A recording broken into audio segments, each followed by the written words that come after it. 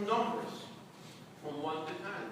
Now, once a setup rating reaches 8, 9, and every once in a great while a 10, listen, those are special opportunities. Those are opportunities to send it in. Not be afraid, not think about risk. Now, risk is a very interesting thing. There's actually, in my view, one particular thing in risk management that stands out way, way above all the rest. And it's not stopping out. It's not about thinking where to stop out. It's not about how much risk you're taking on. It's something unusual, something probably most of you have never thought about. And that is the entry point. Your entry point, before you get into a trade, you prepare. But your entry point, that identifies your risk. For example, how many of you have gotten into a trade which later in the day turned out to be profitable? But yet, because you were early on the trade, you stopped yourself out. It happens to all of us every single day. But if you had a good entry, even the worst possible setup, that stock can't hurt you.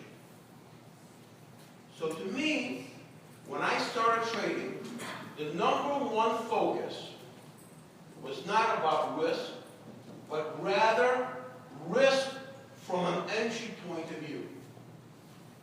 And that is something that I have always strived for, and that has been the strength and the backbone of my trading, is finding out that risk, entry point that's going to give me a great chance not only to make profits, but in case I am wrong, I am not too far from the top where I can stop out harmlessly. Anyway, I'll say a few more things about risk as we go on. Now, before we continue, I want to run a video for you guys. It's an unusual video. Some of you may have seen it. Some of you may not. But I'm sure all of you will find it entertaining. Now, this particular video makes my point very well in terms of, I consider myself a closer. I certainly don't consider myself a piker. And every single person in this room should think of themselves as a closer going forward. Don't have that piker mentality. Now, this video is about real estate. It's from the movie Glengarry Glen Ross.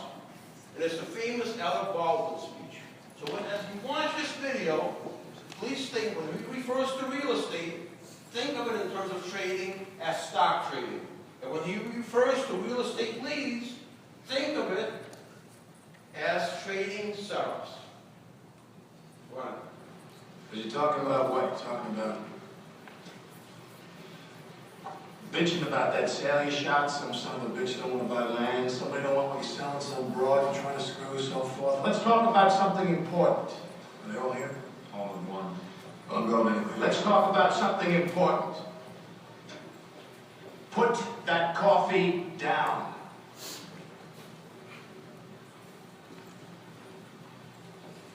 Coffee's for closers only. You think I'm fucking with you?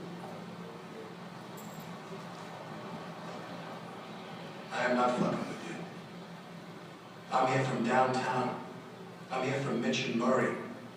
And I'm here on a mission of mercy.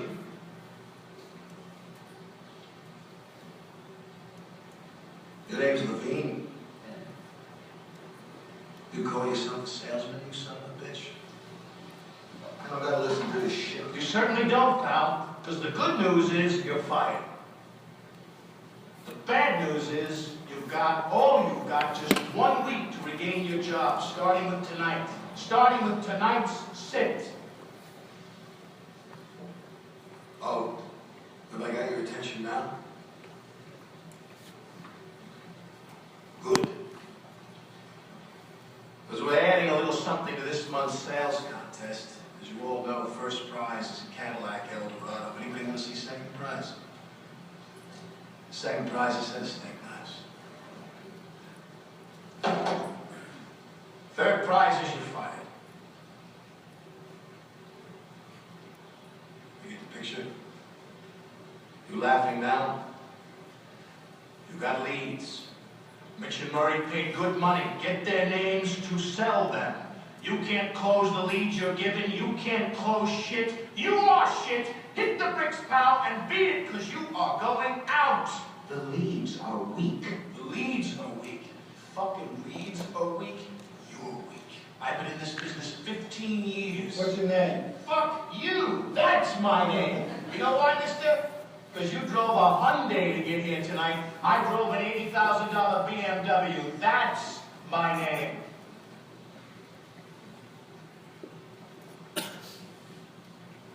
And your name is you're wanting. You can't play in the man's game. You can't close them. And go home and tell your wife your troubles. Because only one thing counts in this life. Get them to sign on the line which is dotted. You hear me, you fucking faggots?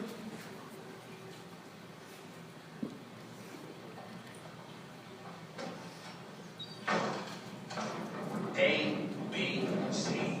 A, always be B, C, closing. Always be closing. Always be closing. AIDA. Attention, interest, decision, action. Attention. Do I have your attention? Interest. Are you interested? I know you are, because it's fuck or walk. You close or you hit the bricks. Decision. Have you made your decision for Christ? And action. AIDA. Get out there. You got the prospects coming in. You think they came in to get out of the rain? The guy don't walk on the lot lest he wants to buy. He's sitting out there waiting to give you their money, but you're going to take it.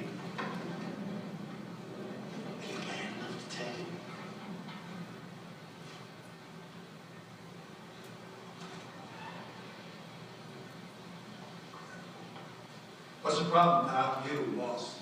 You're such a hero. You're so rich. How come you're coming down here and wasting time with such a bunch of bums? You see this watch?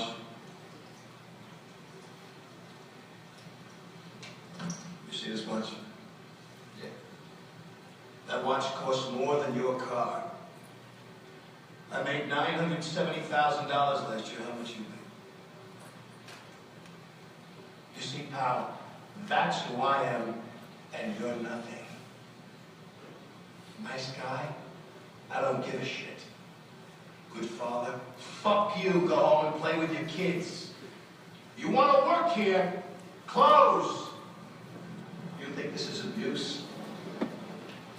You think this is abuse, you cocksucker? You can't take this. How can you take the abuse you get on a sit? You don't like it? Leave.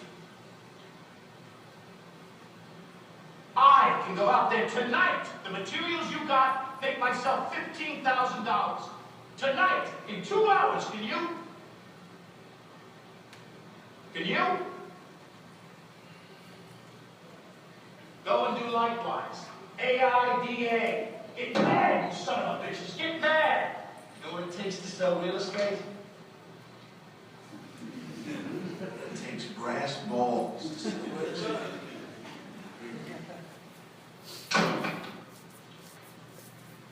Go and do likewise, gents. The money's out there. You pick it up, it's yours. You don't, I got no sympathy for you. You want to go out on those tips tonight and close, it's yours. Not, you're going to be shining my shoes. And you know what you'll be saying?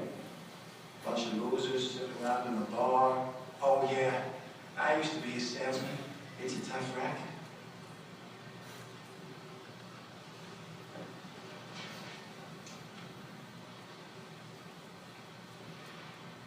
These are the new leads. These are the Glengarry leads. And to you, they're gold. And you don't get them. Why? Because to give them to you is just throwing them away. They're for closers.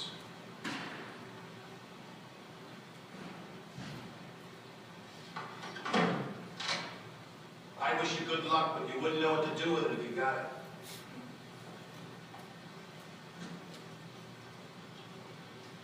And to answer your question, pal, why am I here? I came here because Mitch and Murray asked me to. They asked me for a favor. I said, the real favor, follow my advice and fire your fucking ass because a loser is a loser.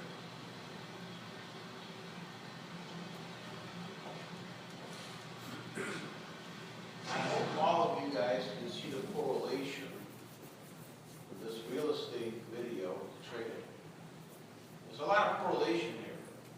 I have seen this video hundreds of times.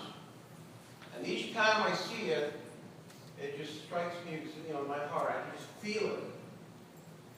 Be a closer. Okay? Find those special opportunities. When you find them, you need to close them. You're not going to close them by trading the same size you usually trade. That makes no sense. When you find a golden setup, you need to attack it. For many, many years, I used to describe my setups in terms of bra cup sizes. And whenever I said, this particular setup is DDD cup, and I'm involved in the size of the DDD size, Craig, tell them, what was the percentage of my wins? I'd say 90s. 90? Maybe even higher. Those were golden. Okay? When I saw those coming, it wasn't about risk. Like I said earlier, it's about the risk of not making enough because this is a golden opportunity. Okay? You need to scale your trading business. Whenever something good comes along, step up to the plate. If it doesn't come along, it's only a marginal situation, and you want to trade it, trade your regular size or smaller. That's fine, but you gotta vary it. Those of you that don't have the big picture view like that are willing to settle for mediocrity, I have no respect for you. You gotta earn respect. You gotta have a big picture. That's the only way you're ever going to become a monster at trading. That's the only way you're going to feel good about yourself down the road. You gave it your all. I'll give you an example of a couple of traders that I know. Now this trader I met about 12 years ago. At the time, he made money. He was married, he had 2 infant kids. He was making $50,000, $60,000, $70,000, $80,000 a year. Talked to him many times over the years. And every conversation was almost the same.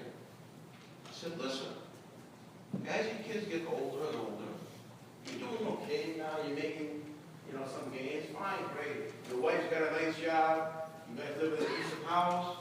But what happens down the road? You got, as your kids go to college, you're going to need more and more money.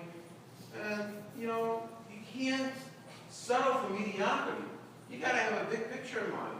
So while you are still young, you need to push it a little bit. You can't keep trading the same size. And this trader, for roughly 12 or 13 years, was profitable. Every year he would grind out $50,000, $60,000, $70,000, $80,000 a year. But yet he refused to step up or refused to listen to any of my warnings. And then, one day, he got a divorce. And his kids started living with him. Besides that, he had to pay alimony. His expenses quadrupled. He didn't have his wife's income anymore. And besides all of that, now he had the burden and the pressure of all the expenses and the stress that he had to keep earning. And now all of a sudden, because of that pressure, he didn't have a losing year. He made money, but barely made money in this, 13th year, whatever it was.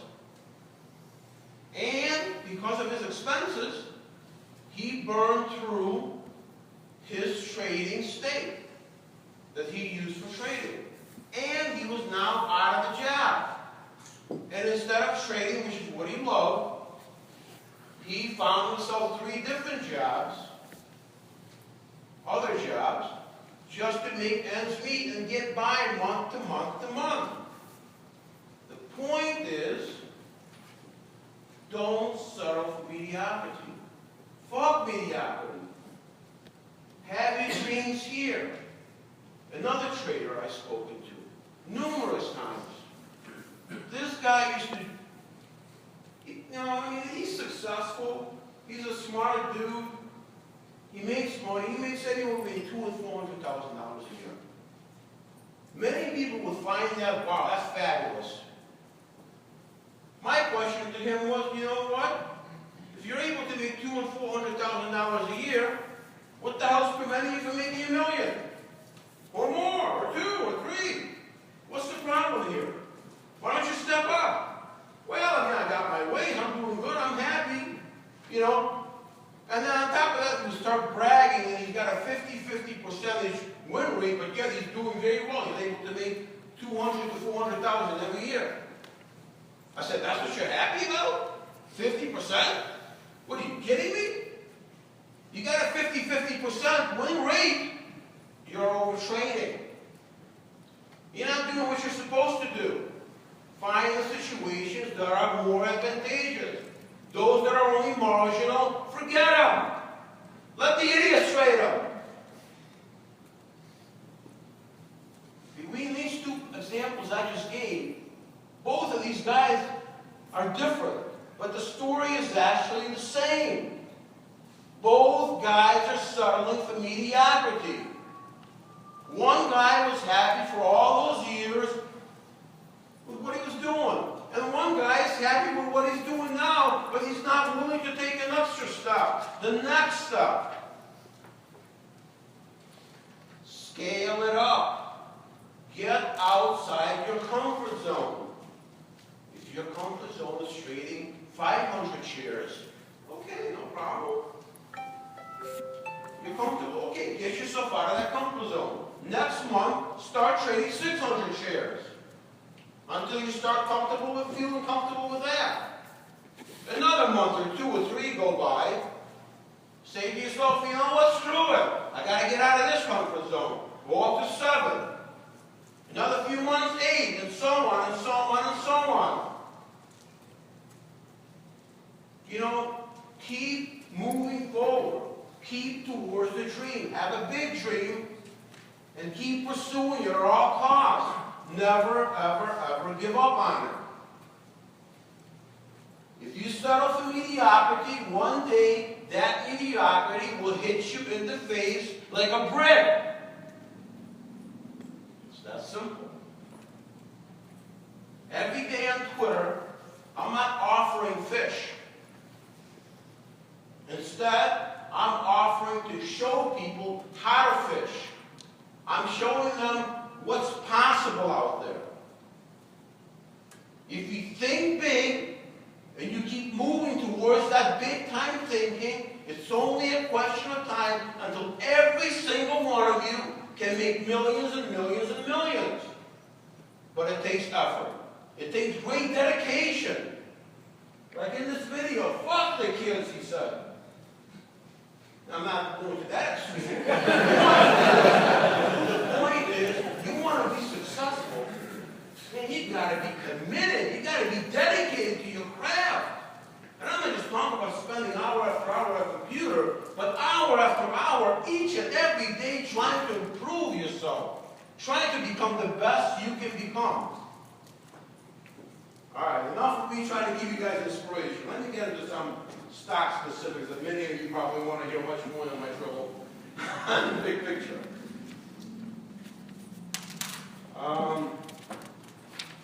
First of all, like I said earlier, my trading is built around entry points.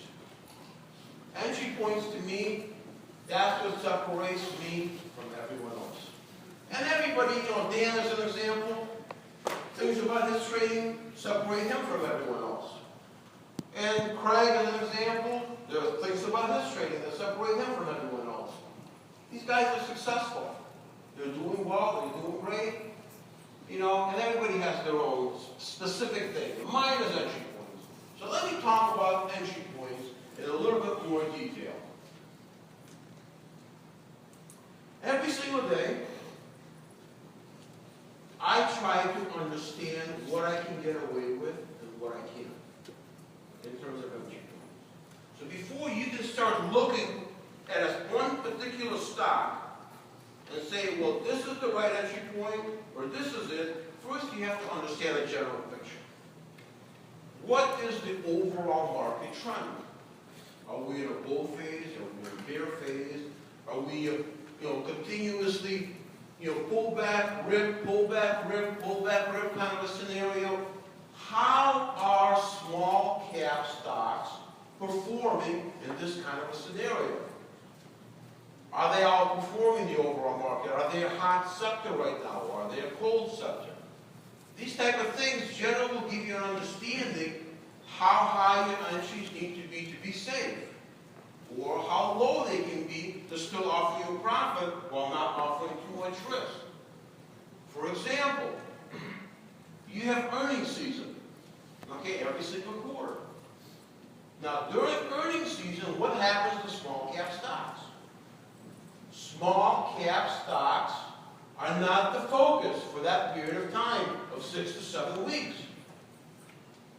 While before earnings season, those 4 or 5 weeks before earnings season, they are the focus because there's not too much news out there on the earnings front. There are no giant earnings movers except for 3, 4, 5, 6 companies a day. So that means small cap stocks, whenever they have news,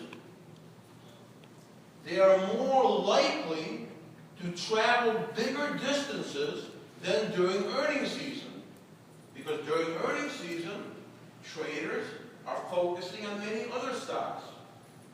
Non-earnings season, they're looking for the movers more. So they're more attracted to the sector. So therefore, during non-earnings, your entry point desired should be higher. While during earnings season with small cap stocks, you can probably get away with slightly lower entry points. Look at comparables in the small cap sector. See how much the other pigs have run recently. And when I mean pigs, I mean jump stocks. See if they have had multiple day runs. How big of a size of a move are they? For example, let's say we have numerous stocks during a week's time where they have gone from 3 to 8 or whatever, or 9 in multi-day move. What does that mean? That means that the clown chasers that have been buying these stocks up, they are flush with cash. They are having a great week. What does that mean for the next time that some small cap has news? These same traders are more likely to chase even higher. Okay? Because they're used to it. They're seeing the immediate reward.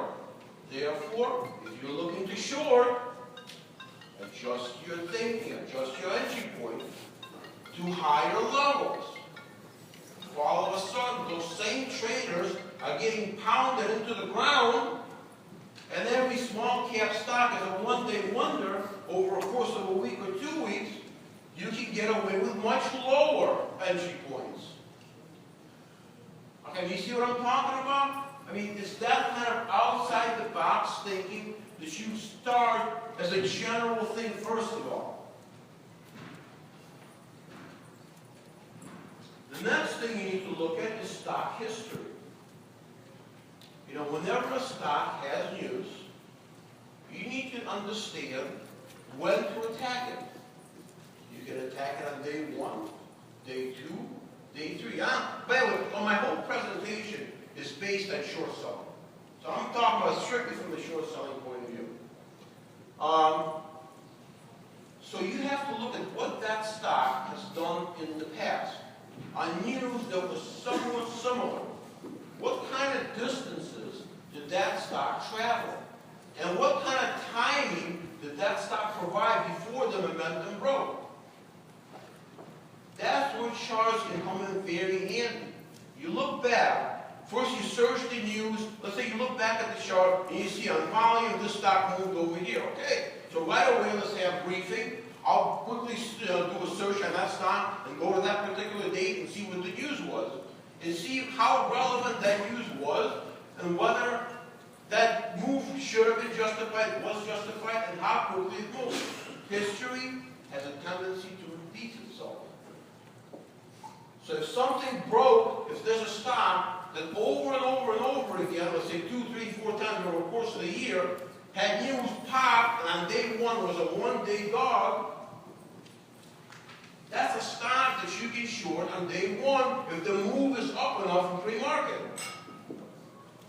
If that stock has a history of making a 2 or a 3-day move from the past, you need to be much more careful. You need to wait until day 2, day 3. Put that stock on your radar. Keep a close watch on it today. See where we are in the morning. The other thing is, charts are all different, yet many are the same. In terms of short selling, one of the things I look at is what does an actual 6-month chart look like. This helps me understand where my entry point needs to be. So what I mean by this is, let's say you have a stock that has been trending down for a 6-month period. And now, all of a sudden, this garbage company puts out some pumpkins. Okay? And now the stock pops. Now, the important thing, you looked at this 6-month chart, now what does that tell you? Over a 6-month period, buyers have been spanked to death. They're fried, deep fried. There's tremendous overhead resistance. These same buyers over a course of 6-month period are deep underwater. On any spike, they're looking to get out somewhat unchanged or near unchanged. And if by miracle they can get a profit, they'll be thrilled. Overhead resistance. That stock is much less likely to have a multi-day move because there's so many past bag holders. Therefore, your entry on the short side can be less. At the same time, if the stock does not have past bag holders, you need to be much more careful. You need to wait for multiple day one to even consider it. Even if the news is necessarily stupid. Maybe wait for day 2. This is the type of general thinking you need to look at before you even start looking at specifics. Next thing is, you need to understand the news. One thing Dan does, that I can tell you for a fact, probably the best thing he does, is he is able to decipher news. Okay? He does it very well, and that's his strength in trading. You need to understand what the news means. There's so much stupidity out there. Repeat news. I mean, things that make no sense, no logical sense why they run, yet traders chase simply because the stock's moving up for no other reason. If you can come to understand the news, you're halfway home. Because at least then you know which way you can trade that stock. Now, personally, the timing of the news, I'm much different to Dan. I'm not looking for timing on news. I learned a long time ago, I am never going to beat any speed traders out there. I'm not going to beat the machines out there. I have seen traders be so fast on news that has blown my mind. I'm not going to beat these guys. So whether I get something in 30 seconds, a minute, 2 minutes, or 5 minutes, it doesn't matter. I'm not looking to chase a stock up. I don't care about that. Okay? I'm looking to fully understand the news. And if I fully understand the news, it meets all my other criteria, then I make a plan of where I want to trade that stock. So it's very important to understand the news. And if that's something that you struggle with, that's something you need to work on a great deal. Now, one thing that's important is understanding the concept of measured moves before you consider entry points. For example, let's say a stock went from 3 to 5 overnight and it closed high of the day. Now that's a $2 move on a $3 stock. Now that's a lot of momentum at the close high of the day. If the news was somewhat sexy to other traders, but you know it's stupid, and that stock's gapping up, significantly, you got to look at it in terms of measured moves. So what is a measured move for day 2? A measured move for day 2 is anywhere between 50% of day 1's move to 100% of day's 1 move. Okay, depending on the story, depending on the stock.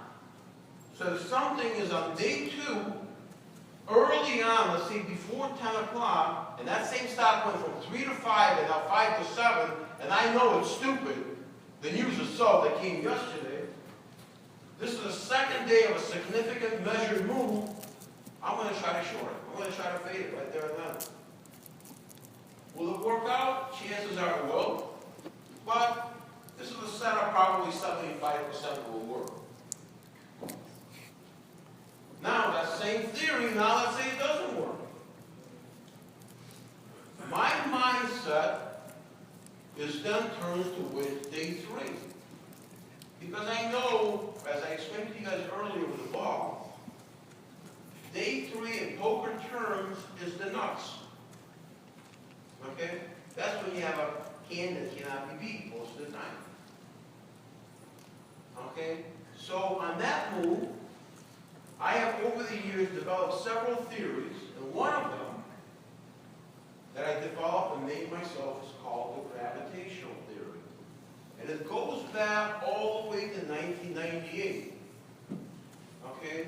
And that is a stock that makes a measured move day 1, similar measured move on day 2. On day 3, in general, if you take the total sum of the move from start to the close of day 2, and you divide that by 4, and you add that to day 2 close, that is a very strong entry point for a short play. A one that is highly likely to be profitable, and one that you can actually add to if the shares spike even higher before 10 o'clock. Now, there's two specific things that you need to understand about this gravitational theory. And once again, it's measured moves. Now, let's say the first move, the first day, the stock went from 3 to 6. The next day, the second day, it went from 6 to 750. So first day was plus 3, second day was plus 1.5. Okay? That means overall momentum is less on day 2. Okay? So now for day 3 as an example, if you're looking to short it, I take the whole move of both days and that would divide it by 3. Simply because momentum is slowing. Now the same thing, let's say the first day the stock went from 3 to 5, a 2-point move. And on second day, it went from 5 to 8. That means momentum is gaining from day 1 to day 2.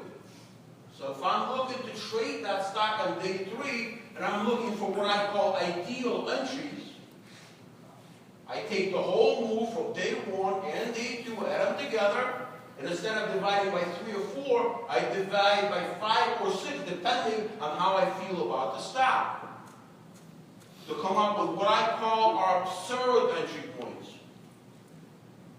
Okay? Now, you give me those situations 10 times, and out of those 10 times, 2, 3, 4, they're going to find my desired entry point. And I'm going to be handling that stock. And if it doesn't get to my desired entry point, I might trade a significantly less size, or I'll leave it alone completely. I don't care. trade has to be on my terms. Okay? I don't fit my strategy to the stock. The stock has to fit my strategy. Otherwise I pass. That's why I don't trade 10 stocks a day or 15 stocks a day like so many traders do. I trade 2, 3, 4. My average is about 3. And out of those 3, usually only one when I truly trade size. The other ones, you know, I dabble in, I screw around in, maybe trade size, maybe not. I am highly, highly, highly selective. Now, this gravitational theory specifically applies to day 3 in measured moves. Day 3s don't come around that often, and when they do, they're often golden opportunities.